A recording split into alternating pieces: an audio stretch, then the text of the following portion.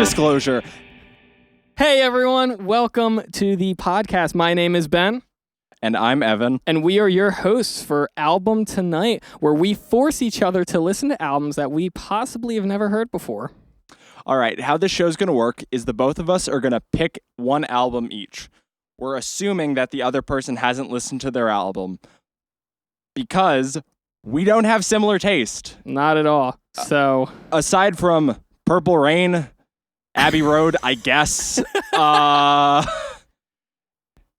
There's a few common similarities in there, I guess. The pop groups Y, that's kind of an odd Great one. album.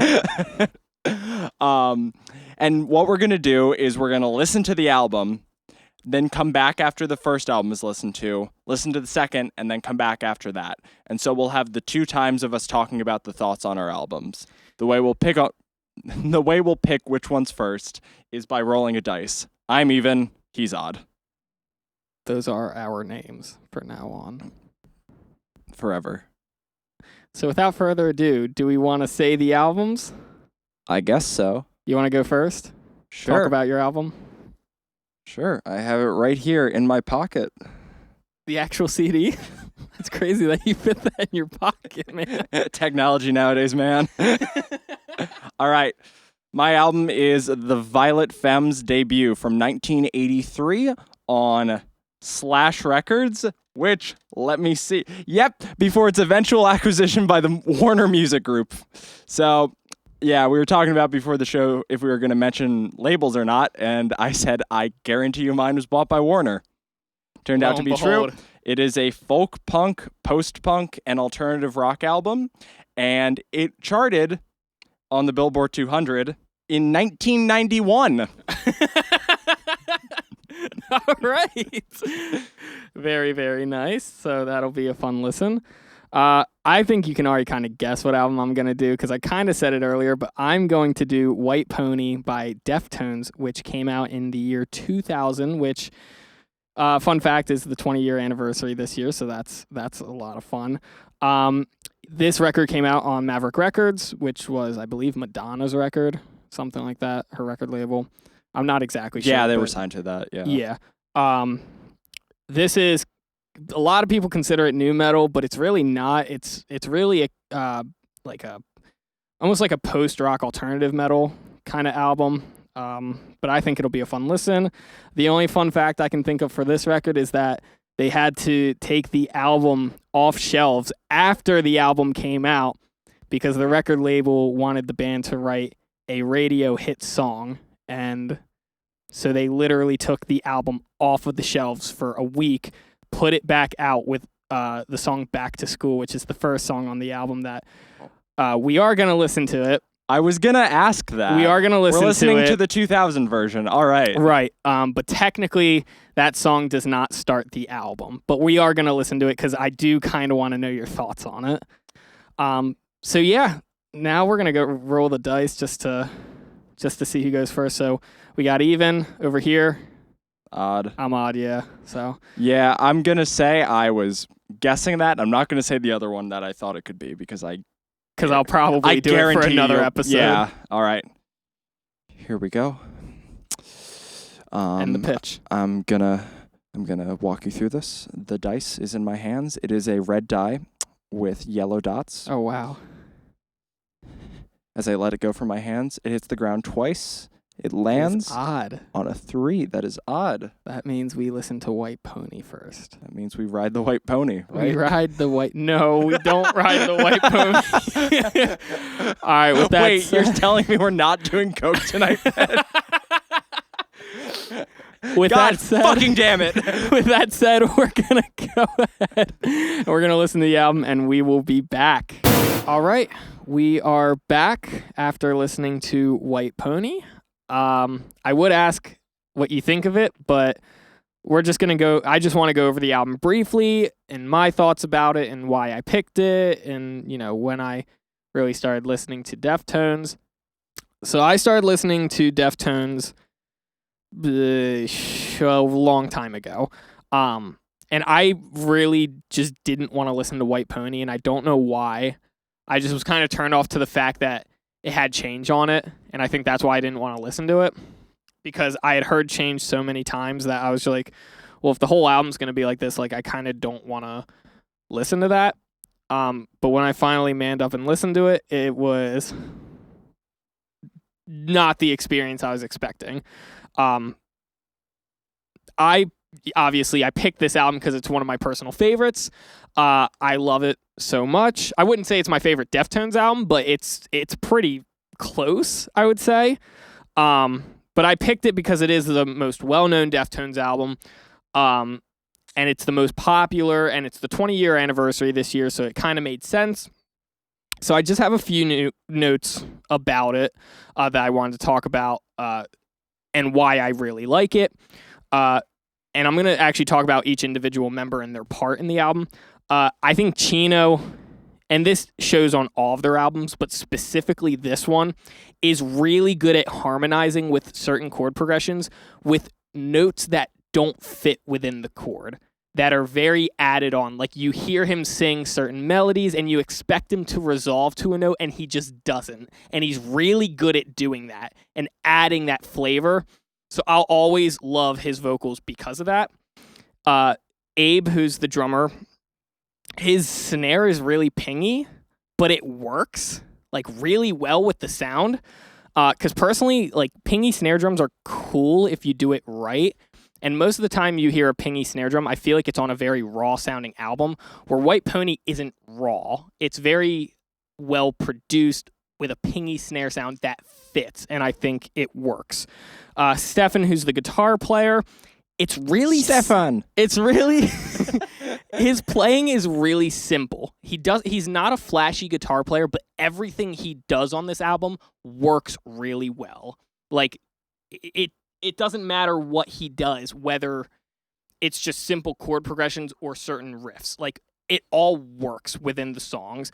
And then Chi, who's the bass player, rest in peace, who unfortunately passed away, his bass tone's just awesome on this album. It really stands out. And maybe it's the speakers that we listen to it on, but it really stood out. The album leaves nu metal, in my opinion. This was the first album that really left nu metal. Even though they're really not considered a nu metal band, this was the album to really prove that, in my opinion.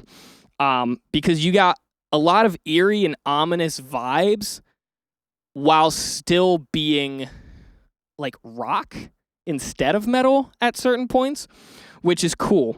And then a cool, fun note that I wanted to tell you while listening, but I thought we would just keep listening. The song Teenager was actually written by Chino when he was 17 years old. So that song was... That explains a lot. Yeah. That song had been written that like... explains a lot. I don't know how old Chino was when White Pony came out, but I'll guess 18. I'll guess like 10 years. Yeah, okay. Yeah, that or would make something sense. like that.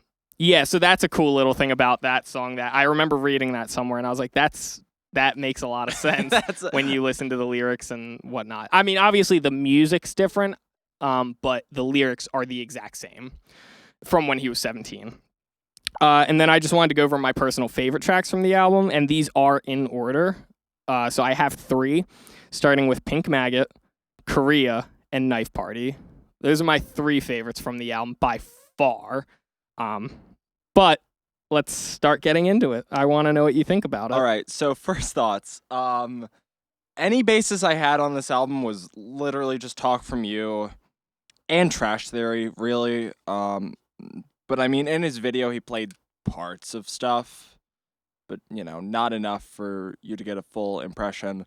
And I knew Change. I had heard Change probably in the background a lot, and, maybe not record stores, but stuff like FYE, like commercial stuff where, especially, where we grew up, like 2000s and probably early 2010s, this would have definitely been on the rotation. Yeah.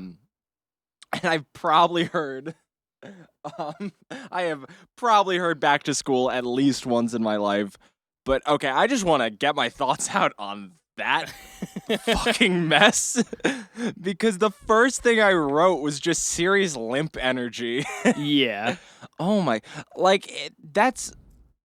I mean, I was thinking about this the other day, and I was also thinking,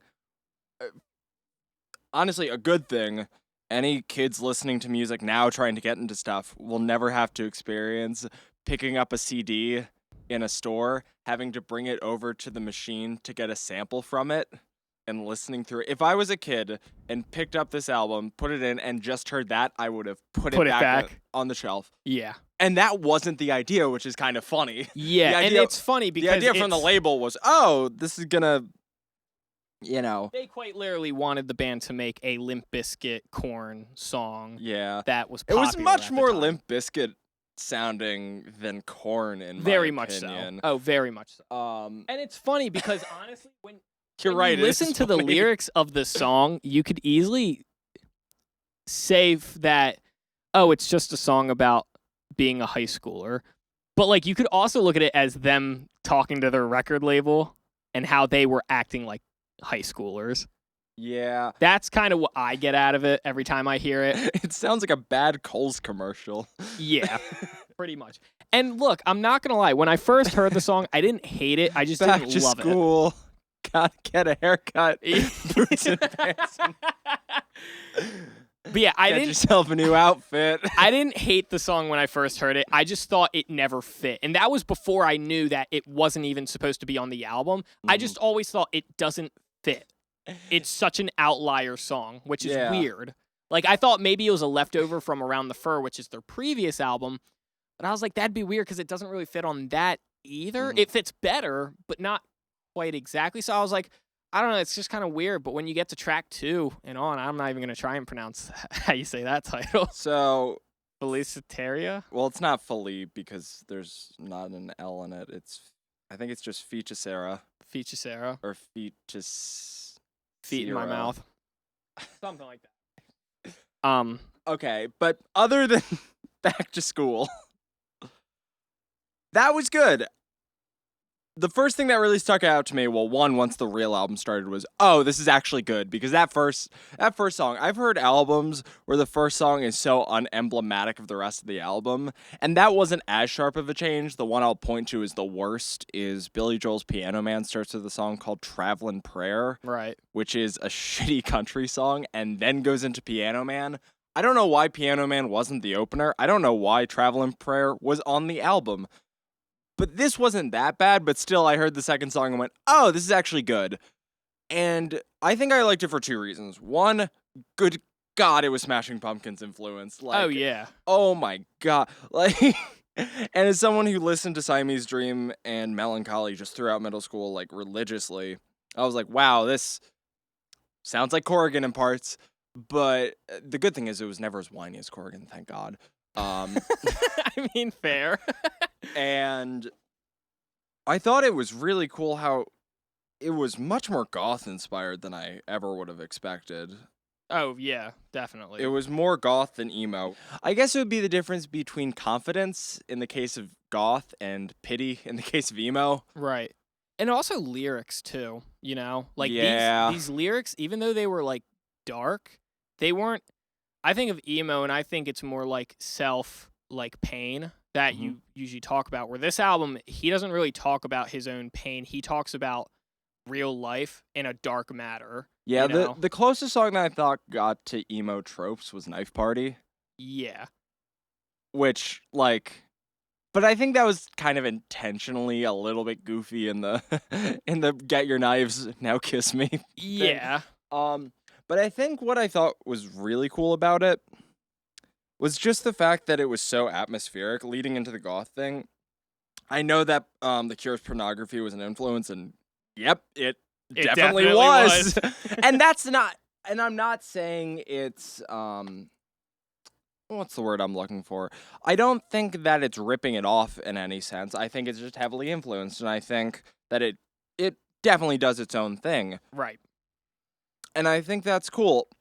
The thing that I get tripped up on a bit is with my own personal taste of it, because I fully understand the love for it. I fully get it, and it is a great album.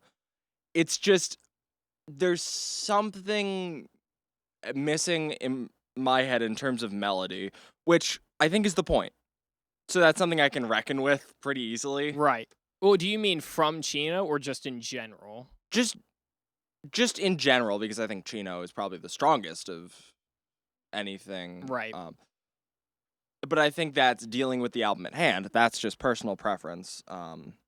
But what I was really thankful for, more than anything else, is there were only 2 songs that I would say, like, if I listened to them without knowing Deftones or what the song was or anything else, there are only 2 songs that I would say, okay, this could fit into nu metal, being Elite and Korea. Korea, Yeah. And that was really appreciated. And even those, the way they combined the rhythm of the instruments and the vocals were not nu metal. Right. They were just heavy, you know? It's especially yeah. Elite. Elite sounds like a song where they literally had a heavy riff and they're like, all right, it's a heavy song. Let's just make it heavy. Yeah. You know? The thing with a lot of nu metal that I feel like is emblematic of it is this rhythm that the vocalist will go through to make it sound like rap. Right. Or just rap. Which he doesn't really do on this album. Exactly. Which he is known to, like, I guess one thing that you wouldn't know because you haven't really listened to them is if you listen to albums like Around the Fur or even Adrenaline, which is their first album, he does do that kind of rap style. So it's really interesting that he completely abandons it on this album. Like, he doesn't even go close to it at all. The closest you might be able to say is like, I don't know, probably Elite, to be honest. But even then, it's like, that's more just screaming, you know? Like, without, like, it has rhythm, obviously, but it's not like a fast-paced, like, rap type screaming like he did on some of the stuff on Around the Fur, which I know you haven't listened to, but he just abandons it entirely, which I think goes to show that they were serious with we're not a nu metal band, you know? And I think they were really trying to prove that, and they definitely did, you know? Yeah. All right, I'm just going to go through some of my notes, maybe not like all of them, but just kind of get through it. Digital Bath and Change Later, I think, did a really interesting thing with, they both sound like pop songs, but they just turned the ambience and the overall texture and... I mean, I think it's just the general combination of, they sound like rock songs, maybe not pop songs, but... Well, I would say besides Back to School, because if we are including that, I would say that's the poppiest song. But if we're not including that, I would say it's Change. Change is probably the poppiest song on the album. But I feel like Change and Digital Bath both do something where it's so atmospheric. And I think that leads into the goth thing. And I think that's interesting. And I think for the songs that rock, like, harder, I can't say I loved Elite in Korea. Those, I was just like, not my style is what it came down to. Right. But that shouldn't be too surprising. Right. Kind of expected that. Like, right when Elite started, I kind of gave you a glance just to see your reaction. You were just kind of like, it just is what it is. Yeah. Like, yeah, but I mean, stuff like... Most of the album I thought was really good, which I was kind of surprised by. By what you were talking about it, I kind of expected to like Digital Bath, Change, maybe some parts of others, but I really enjoyed it. I don't know if I'd go back and listen to it like at any time. A lot of the albums I like, I can just put on at any time, any mood. This is kind of like I need to be in a place to listen to it. Easily my favorite track was Passenger. I don't know if that's because of Maynard. Yeah, I mean, Tool influence. The dual vocals I enjoyed. I liked how it did. Well, it's also just cool to hear Maynard on a song like that because Tool is a band that doesn't really fit in that genre. So to see, well, neither is Deftones, to be honest. Yeah. So they both played Ozfest. Yeah, that's true. That is true. They both were in the same circuit, kind of. Yeah, but even then, they kind of weren't. Like, I think of Tool, and I think of them being like with like Rage Against the Machine, you know? And I think of Deftones, and I think of them being with, hell, Linkin Park, you know? Like, and I feel like those are two very different territories. So to see them kind of come together for that song is really cool. And Passenger is actually one of those songs that I did not like when I first heard the album because I was like, it just sounds really boring. But as I'd argue the opposite. I think well, that's the thing. As I kept listening to it, I was like, this is really interesting. There's a lot going on that adds to the sonic of the entire song. Yeah. And the thing with that and Pink Maggot is it does something that is the cardinal sin of a lot of rock bands, which is they go, okay, we're making a 7-minute track, and they write a 3-minute one. They did not, which is always good. They said, okay, this is the length it's going to be. I feel like the writing process was probably they built it up to that, not we're going to make a song that is long. It is, oh, we made a long song. I think that's definitely the case. Well, I think that's the case for both. And I think Passenger, it was kind of scripted that way where like they wrote it and they just happened to be like, oh, it's long. Where Pink Maggot sounds like a jam. Like it sounds like that was something that they were in rehearsal one time and they were just jamming on the chorus and they just kind of kept adding to the jam every time they would do it, and it ended up being a song because Pink Maggot, besides Teenager, because that I don't really count that as one of the songs in the writing process because it kind of was already written. Yeah, that was the one I could most clearly hear the lyrics on. Right. Well, from Chino. Maynard, I could hear his vocals quite clear clearly. As day. I was like, whoa, those are words. Yeah. I was going to say, besides Teenager, because I don't count that as being part of the writing process since it was written many years prior to the album even being a thought. Mm-hmm. Pink Maggot was written back in 1998, I think, because and the only reason I know that, or I don't know if that's the exact year, but the only reason I know that is because if you look up live shows of Deftones during the like mid to late part of their previous album cycle tour, they would play that live. Huh. Like, not the whole thing, but, like, probably, like, 4 minutes of it. When it was still, like, a jam, And I think that set the tone for the rest of the record because you can hear in Pink Maggot lyrics from Back to School, which they wrote before Back to School was even a song. Like, that's like, the whole thing they took it. Yeah, like, those lyrics they kept, but in Pink Maggot, they're so different than Back to School. Where Back to School, like, you hear the lyrics from it. Well, you hear the lyrics from it, and automatically you think he's just talking about high school and the, I guess, vices that kids get into or whatever. Where in Pink Maggot, it almost sounds like he's reminiscing on it, where he's out of those days, where he's in something farther deep that's even worse than what his vices were in high school. Like, that's what I always think of, because I'm just like, holy shit, this is dark. Yeah. And also, he adds lyrics to Teenager in Pink Maggot. Like, all the lyrics were already pre-written before White Pony was even becoming an album. Yeah. Yeah, and I think the thing, and this will be, because I will get into some of my more bigger grievances with the album, although there aren't that many, to be fair.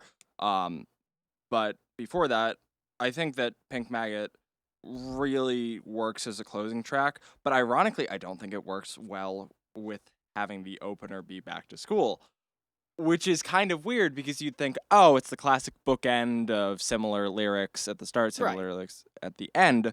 Very classic for bands to use, almost too classic, but I think that the song itself combines the heaviness and the atmosphere of the rest of the album very well and ties it up very nicely. But I think that somehow having Back to School and also knowing how that was written makes it just stick out like a sore thumb at the beginning. And Pink Maggot feels like, oh, well, this is like how it should be, not, oh, it's a bookend, which is probably what the label was hoping it would be more like. Right. It would be like, oh, well, if they end up listening to the full thing.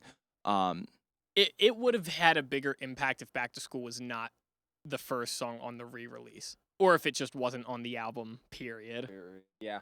Like, it would have hit a lot different, I think, for most listeners. Yeah. For me, I always looked at it as a bookend. And then when I realized the whole controversy with Back to School, I looked at that song in a whole new light, where it's like, it's even better than I thought it was, Oh, yeah, this is something kind of random. There were parts where I was like, did they listen to Dark Side of the Moon right before recording this? Knife Party has a fucking great Gig in the Sky, like, vocal solo on it with the woman. Oh, yeah. And then Probably similar because it's and then funny the end because- literally does the. Yeah. And I was like, all right. Like, not the first time where I'm like, oh, and it's incredible. They never listened to Pink Floyd because you hear it Yeah, I in wouldn't a be lot of surprised. rock post 73 because it's fucking Dark Side of the Moon. Absolutely. But I was like, yeah. that's weird.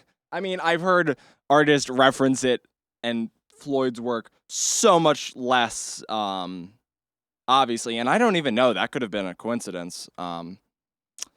But yeah, okay. But on to the couple grievances I have.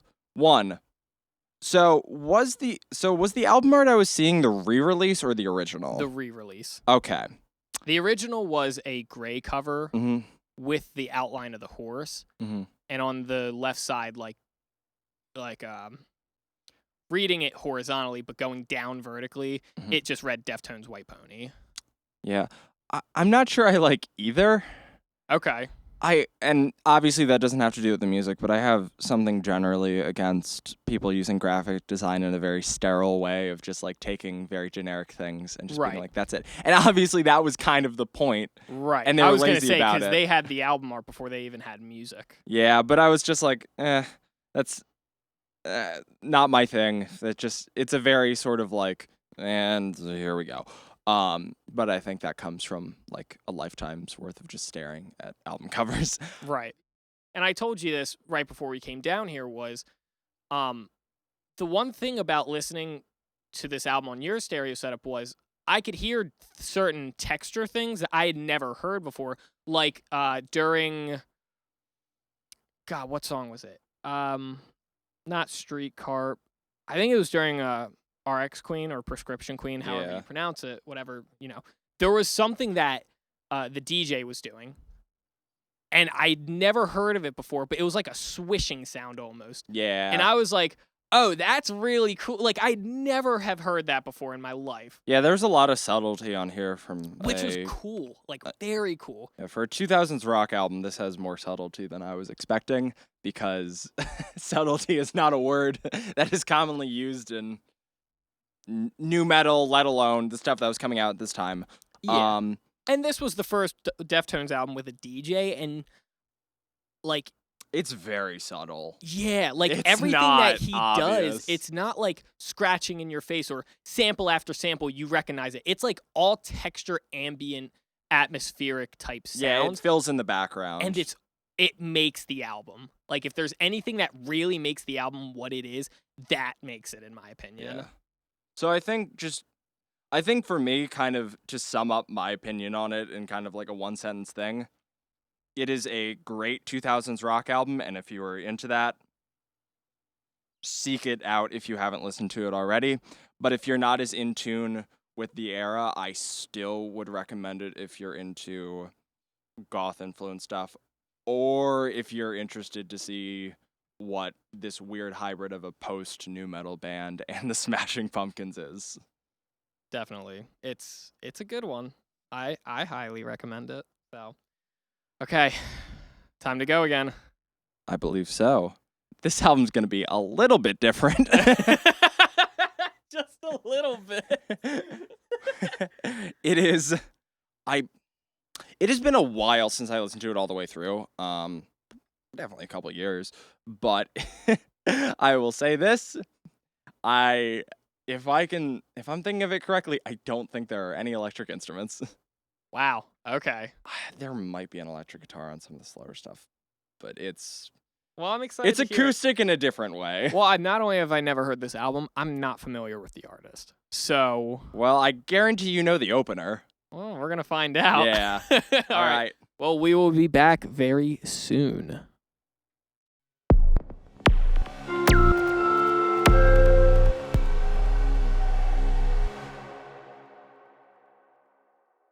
And we're back after the second album we listened to tonight, which was my pick, The Violent Femmes, self-titled from 1983. I guess my personal history with this album, like anyone who has listened to alt-rock radio, I knew Blister in the Sun from basically the moment I started listening to music. Yeah, I didn't realize that was Violent Femmes. I did not realize that.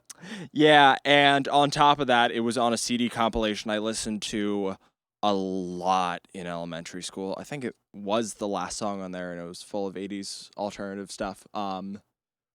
Which I will probably come back to that CD, knowing the artist on it and also knowing what Ben has listened to. But past that, my dad downloaded it off of iTunes when I was in the 8th grade, I guess. When downloading off iTunes was a thing. Yeah, I mean, it was right before I got Spotify.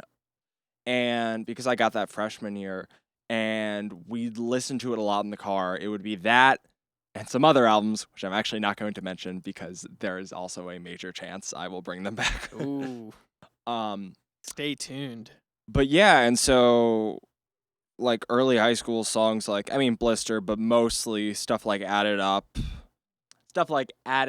Kiss Off, Good Feeling. I mean, they were just so emblematic. And it's been a while, probably since sophomore year of high school I've listened to this. So my memory was a bit fuzzy coming in, except for the songs I knew, because the songs I knew, I really knew.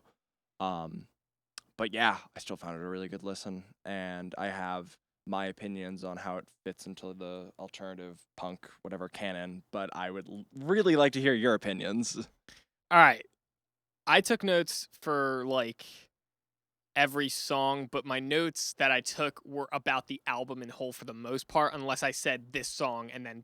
whatever I Got wanted to it. say It's about just that like song.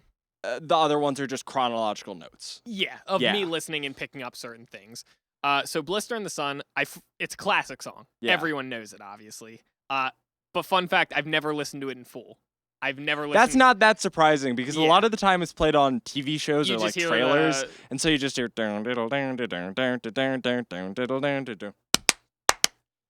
That's gonna clip. We can cut that out. Fix it in post. So that was the first time I had listened to it in full. Dynamically, it was a lot of fun for a first full-time listen because you went from just really playful to it gets loud, and then it just dies down and gets really soft and builds up again. So I thought that was really cool. But to be honest, it low-key was disappointing. I was kind of expecting more, I guess. I don't know why. The song or the album? The song. This is the song. Yeah. And I came to that realization about Blister in the Sun actually at the last song, Good Feeling. Or Good Feelings. Whatever. Feeling. Yeah, Good Feeling. That's when I was like, man, Blister in the Sun is pretty disappointing compared to some of these other songs. Kiss Off was the first time where I really noticed the bass guitar. And a note about the bass guitar, it's the loudest instrument in the mix besides the vocals. Yeah. And it's incredible because that's so unheard of for a lot of music in general.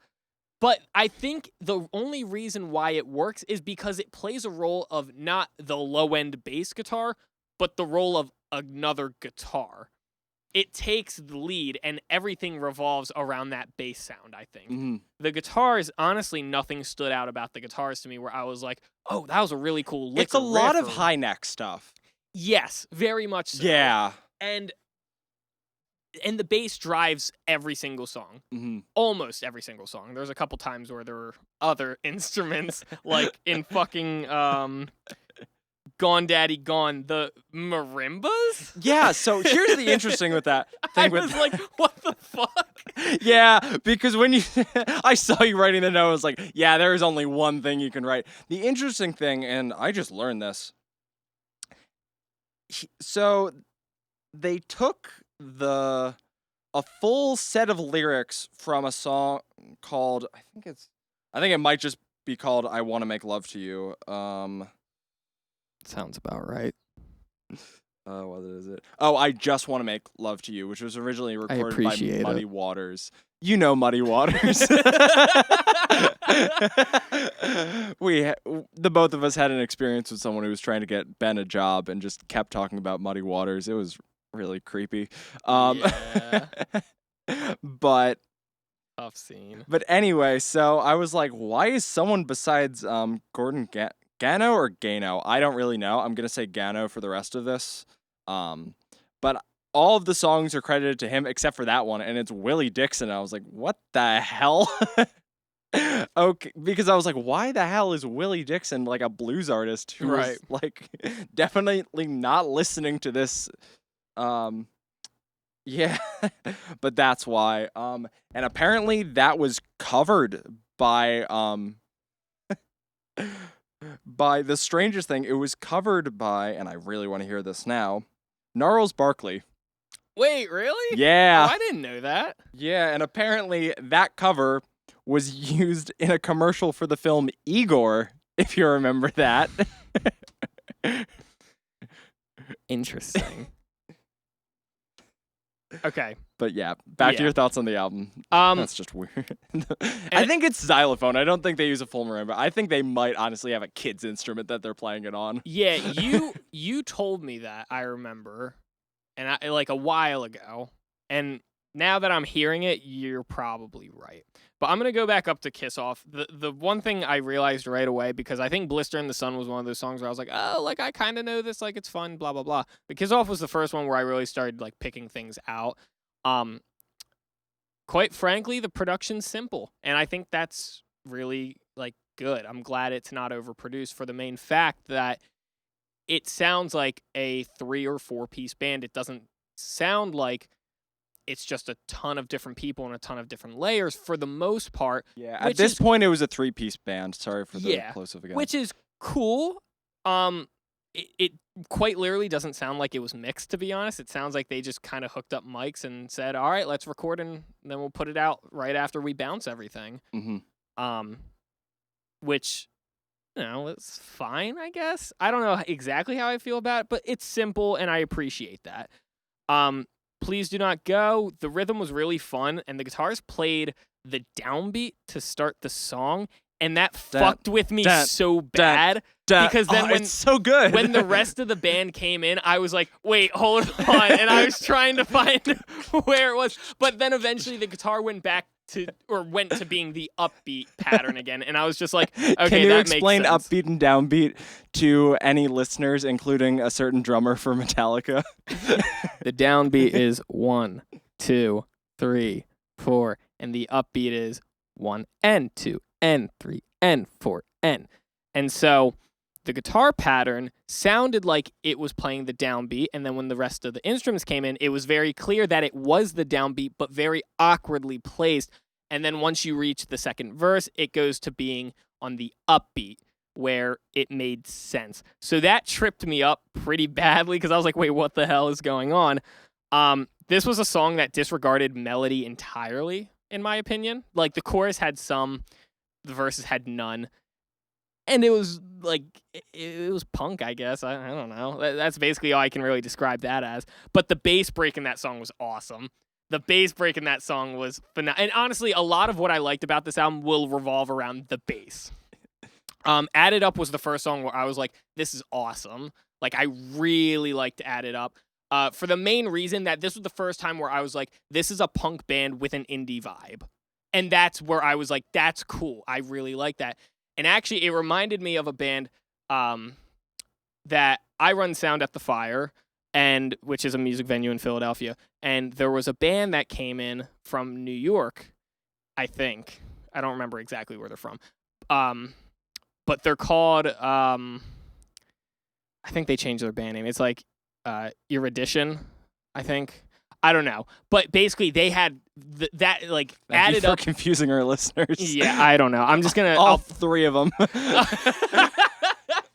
right, well, I'll go ahead and say that. Me, and Lars Ulrich. He's trying to figure out if we like Metallica, dude. He's trying to figure out what the hell an upbeat and a downbeat is, man. But yeah, Add It Up, it reminded me of that band because they were doing the same thing where they were a punk band, but all acoustic instruments. And it was, except for the drums, they had electric drums, which I thought was... What the fuck? Yeah, I thought it was interesting. I guess that's easier to transport. I mean, it definitely was. And it sounded good with their mix. So, like, I'm, all props to them. And if Justin is listening to this, I like your band. No, it's actually really good. If anyone is listening to this for real, then Tell him you want to meet him at the gazebo after dark. yeah. Haha, just kidding. I'm pretty sure they just released a new album too, so go check it out and giving them a shout out for free. Thank you. You're welcome, guys. Anyway, the next song, Confessions, was my right when it started. I was like, oh, it's Sad Boy Hours, right away. I heard the tremolo guitar and I was like, it's Sad Boy Hours, and I was like, this is gonna be the ballad of the album. Yeah. But I was wrong. It really wasn't. It was. I literally have in my notes super emo. Jesus Christ, super fucking dark, just emo. Yeah. I also wrote, I wonder if he's lonely. I wasn't quite sure, Evan. Can you explain if he was lonely or not? Because I'm not sure. I think he was feeling some teenage. That's the thing with this whole album, and I think this album says to every fucking pop punk album, hold my beer. This is one of the most teenage angst, just fucking guttural emotion albums ever. It puts anything Blink-182 did to shame. Yeah.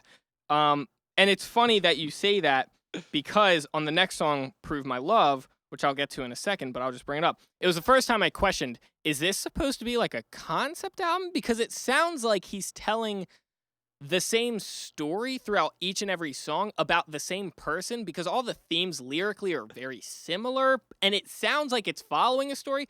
But then I was like, no way is this a concept album. Yeah. Now, I mean, I think it's consistency, which I think is key in any album. Right. And yeah, I think it's just this vast thing of emotions, considering, I think, Gano, damn it, he was just out of high school. Was he really? Yeah, I mean, God, shows how much I'm doing with my fucking life. We're doing this, Shit. Ben. Yeah, we're doing Is this this worth podcast. nothing to you? Yeah, well, we'll see. Is this worth nothing to you, Ben? I am the lobster. You're not drunk yet. Unless you're putting some stuff in that Arizona mango tea. But yeah. Oh, the other thing about Confessions, the song reminded me a lot of House of the Rising Sun. Probably the chord progression and the chord choices. Yeah, for the most part. I've never been a huge fan of that song, to be honest. Yeah, yeah. There's other Animal stuff and Eric Burdon stuff I'd rather listen to, but it's fine. What are your thoughts on the vocals? I'm not gonna say I hated them because I thought of Connor Oberst a lot with the vocals from whatever Gano. Is he the vocalist? Yeah. Yeah. I thought of Connor Oberst and I was like, this is kind of like what he did, which made me also think Connor Oberst definitely was inspired by this band. Everyone was fucking inspired by this band. Yeah. So it was just one of those things where I was like, I don't hate it, but I also don't love it at the same time. It's just kind of it's punk, which is kind of the way I look at it. I fucking love them. They're so goddamn honest. I think that goes farther on any rock record than pure performance, unless you're doing very specific things. Well, I'll put it like this. Personally, it's fine. I had no problem with it. But halfway through the album, I got to the point where I stopped paying attention to the vocals because I thought the music was far more interesting. Yeah, I think it's just one of those things that the vocals, except for, and I'm blanking on what song he does this. The one time he uses his vocals to sing notes and only to sing notes, it's just nonsense words. I'm forgetting. Oh, was it just bops? Yeah. Because I have that as a note somewhere. I forget. Oh, it's in Promise. The bop break is awesome in that. I actually really liked it. Yeah. Although I will say real quick about Prove My Love and Promise, I did not care for either of those songs.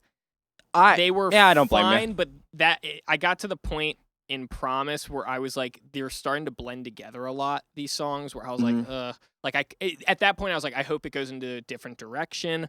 And then I got to The Kill, and right away I was like, I got what I wanted. Yeah. You know? To The Kill was the first song that genuinely made me smile, because I was like, this is awesome. I forgot about that one. I don't know how, because I was listening to it and I was like, holy shit, this is great. Yeah, by far my personal favorite song from the album, like, absolutely. Like, it was on some Les Claypool shit before Les Claypool was even known.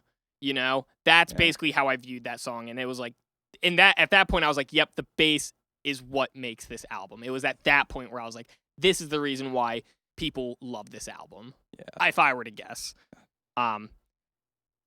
But yeah, I was going to say, Gone Daddy Gone, I've already kind of talked about that, where like the marimbas were louder than the bass in that song. That was the first time they had any instrument louder than the bass. And both of those songs are the only times they use an electric bass.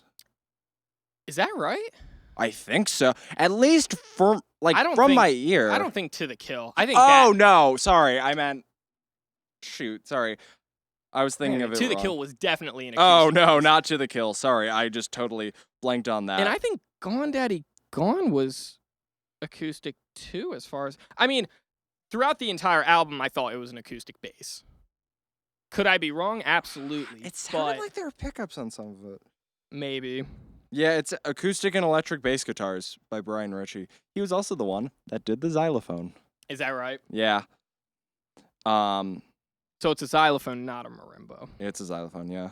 The only other person who played on this album was the producer. He played the piano on Rubin? Good Feel. This sounded too clear to be Rubin. Yeah. And that's nothing. Honestly, I love Rubin's work. I fucking grew up on so much of it. He created nu metal. And also actually good metal. I'm kidding. It's weird. Okay, side note, the only like full-on metal he's done, like that really is recognizable, is Rain in Blood. I think he might have done something else with Slayer later, but I could be wrong on that. And then Sabbath's 13. Yeah. Super random. Yeah, I don't know. Whatever. Okay, so back to the album that we listened to. That was not Black Sabbath's 13. You're right. Have you listened to that? I have not. Me no. neither. All right. Yeah. Maybe that'll be an album we listen to together for the first time. So yeah, Gone Daddy Gone was another one of those songs where I was like, I really like this song. It's really good. There was a lot of layering to the song, which was the first time where I was like, this is the production that I was kind of expecting from the get-go, which I was happy with. And then Good Feeling was the actual ballad of the album.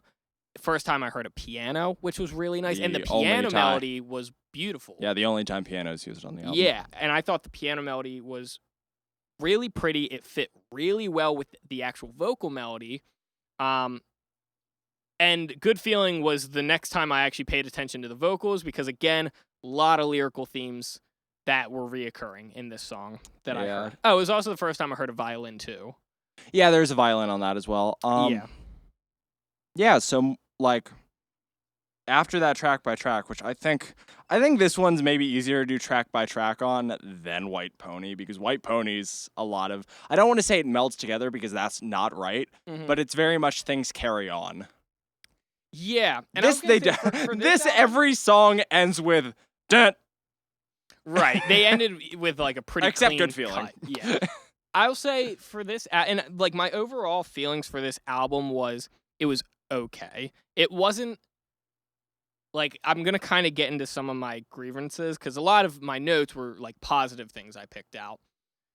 The tough part about some of the songs was that they did kind of blend together, where I was like, it's like that punk tradition of, you know, basic 3 or 4 chords, which is not bad, but when they do it on, 3 or 4 of the songs, it's like, okay, that's not super interesting. And it is what it is. You'll have to remind me. I think it was Promise.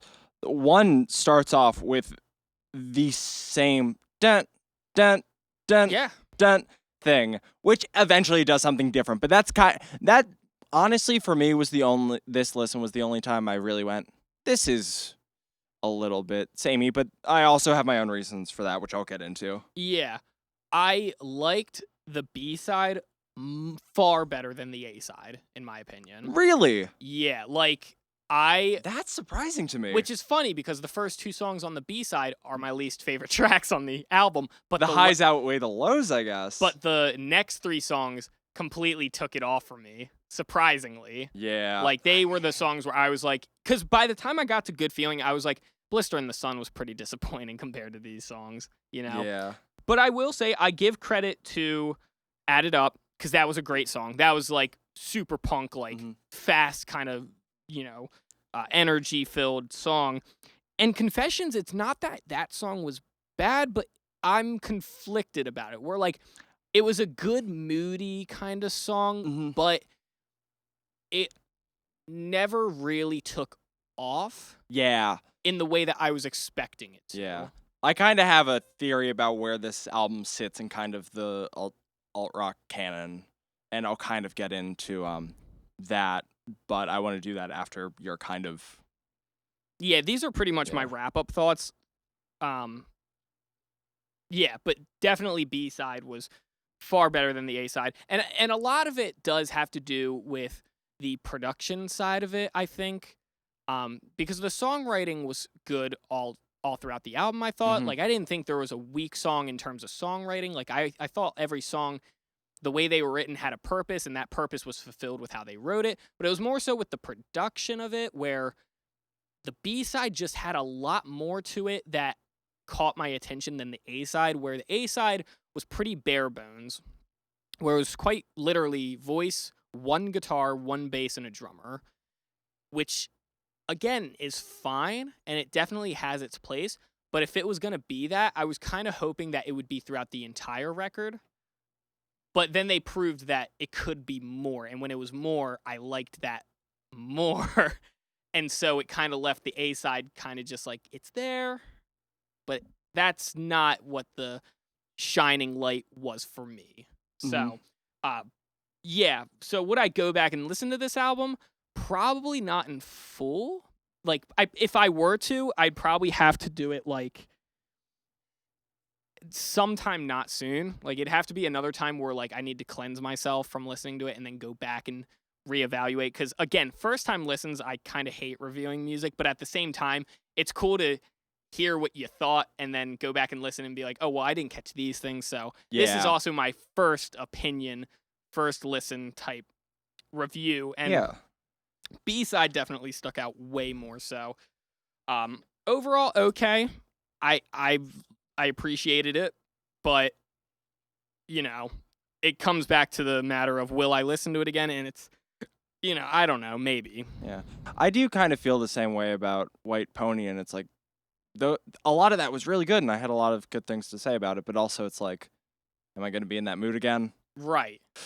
Yeah. And this was one of those things where it wasn't necessarily mood-driven. I'd argue. Yeah, like I think Deftones is very mood-driven, where this one wasn't necessarily mood-driven, but it does have its place. And that's where it's similar to White Pony, where like they both are really different albums, but they have a place in music.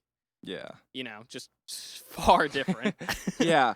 So one's about a guy that really wants to be with a girl, and the other one's about a guy that saw a girl change into a fly.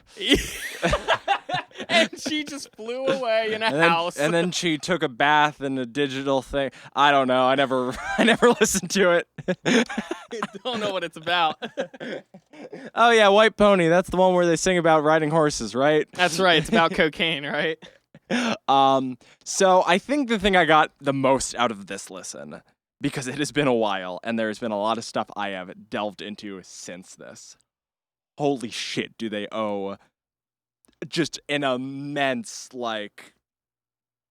amount to Velvet Underground, Jonathan Richman and the Modern Lovers, and the Ramones. The Ramones might not be as obvious, but the key thing with all of those... I beg to differ. I think I heard. Okay. I can understand where you're coming from. But the thing is, with all those American... Well, the first two, I guess, proto-punk, and then the last one, the birth of punk rock in 76.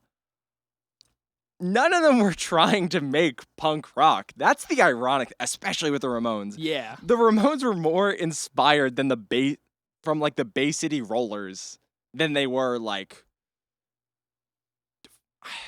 I don't want to say the Stooges because I don't really know where all of their influences came from, but there's a reason that there's a chant on Blitzkrieg Bop, and there's a reason it sounds so similar to Saturday Night by the Bay City Rollers. Right. Anyway, and I find that really endearing because the punk attitude of like, go as hard as possible, you fucking run into an end at some point. Yeah. The Sex Pistols ran into an end. And I was talking about this about this a week or two ago. Grammar. What? Grammar. Yeah, too bad high school didn't teach me that. Good thing I'm going for something in college that is writing based. But whatever. The fact is that you reach a point with that attitude where you cannot do anything else. There's a reason the Sex Pistols had an album and then Lydon went, I am forming my own band. That doesn't include a fucking psychopath.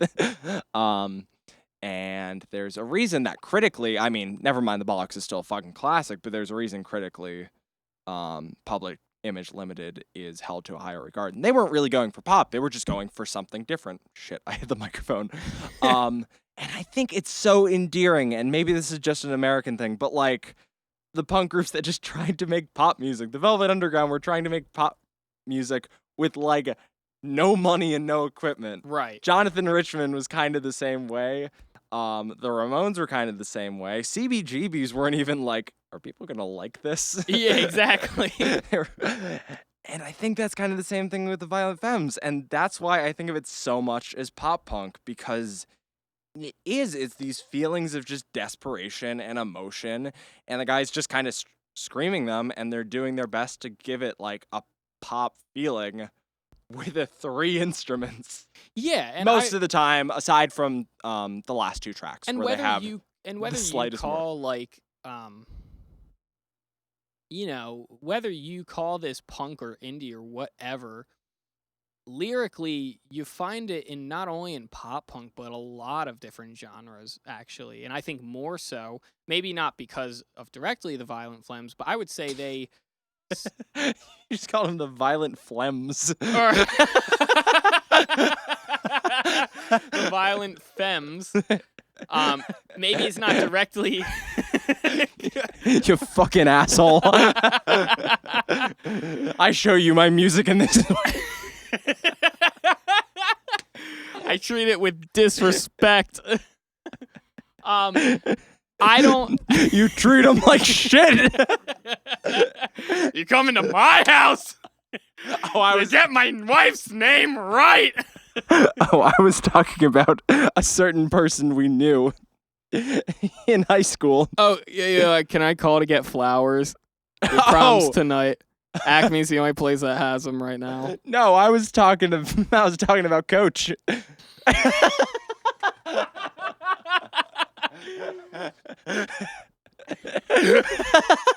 Yeah, that too.